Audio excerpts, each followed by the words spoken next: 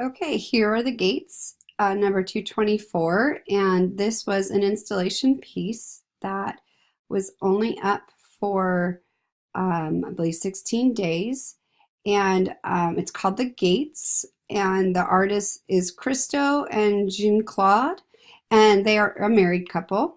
This is the dates they have it is from 1975 to 2005, but the 1979 part is when it was first proposed.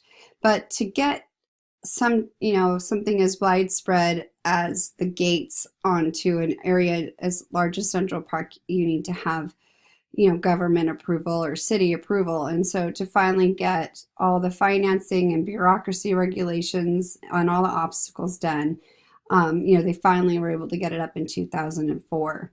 They're a very unique artistic and meritable partnership. The duo achieve international recognition for their practice of using specially designed fabric to wrap public places, such as the Reichstag. Oops, sorry, let me go to the next slide. Such as the Reichstag in Berlin, which actually isn't pictured, but I do have this one right here is called Pont Neuf, or it is the New Bridge in Paris. There it is from a view, and it's wrapped in fabric. There's Eiffel Tower in the background. And then they also wrapped the Australian coastline right here to show the effects of wind and like the sea on the coastline of Australia. And then they also did these kind of like platforms around the surrounding islands near Miami. Even more recently, they had one, I believe in Italy about 2 years ago, that just looked absolutely amazing. And it was basically like a bridge that you could walk on the fabric and go from the island to the mainland in Italy. So that's what they're known as. And the gates illustrate their vision of transforming a familiar urban park or setting into a dramatic example of environmental art. So Christo and Jean-Claude first proposed the gates in 1979, and like all their installations, the gates did not require government or corporate financial support. Instead, the couple maintains their artistic independence by funding the project from the sale of original drawings, collages, and scale models.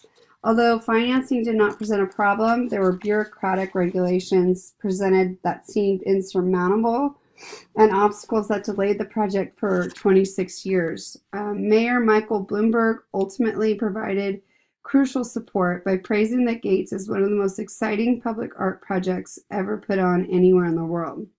So the gates lived up to Bloomberg's enthusiastic endorsement, and the vast project began when a small army of 600 workers installed 7,503 vinyl gates along a 23 miles of pathway in Central Park.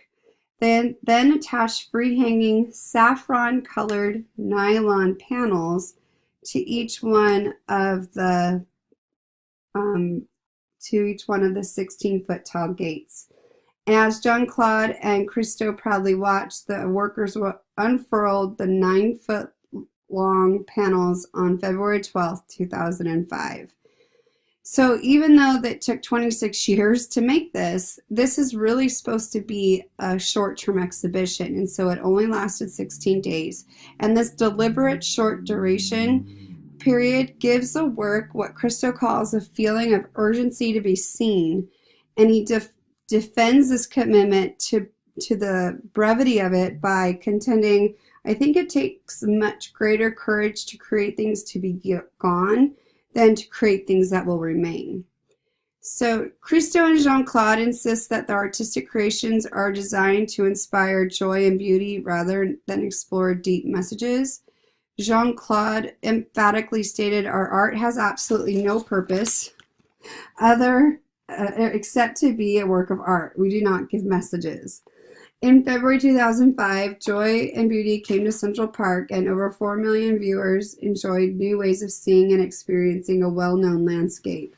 For people who walked in the park, the saffron-colored corridors offered a welcome contrast to New York City's rigid, geometrically gridded streets and avenues.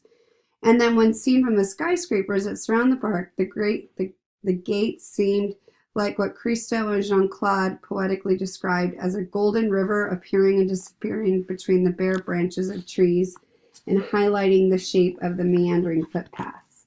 And I was in New York when they were installing the vinyl gates. I didn't get to see the unfurling because we were there in November before, but I do remember seeing it, and it was cool. So they're definitely an interesting pair, and you know, again, if you ever get a chance to see one of their installation pieces, you should definitely put it on your bucket list. One of the things that's important though is like transforming a landscape specifically to include art on it. So that's kind of a theme here, is how you transform landscape to put, you know, art on it. And that can be seen like with site-specific work. So with Christo, the site-specific work, and Jean-Claude, we've got New York City, we've got Berlin, we've got Paris, we've got Miami, we've got off the coast of Italy.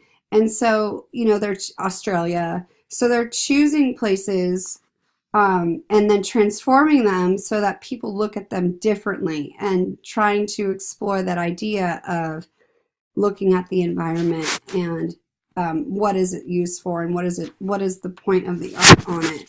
And so I think that if you have a comparative one with the gates, you know, you could think of any type of piece that transformed the landscape. And a good example could be like all the different parts of the Parthenon that are on the Acropolis. Like that's definitely site-specific architecture or site-specific art.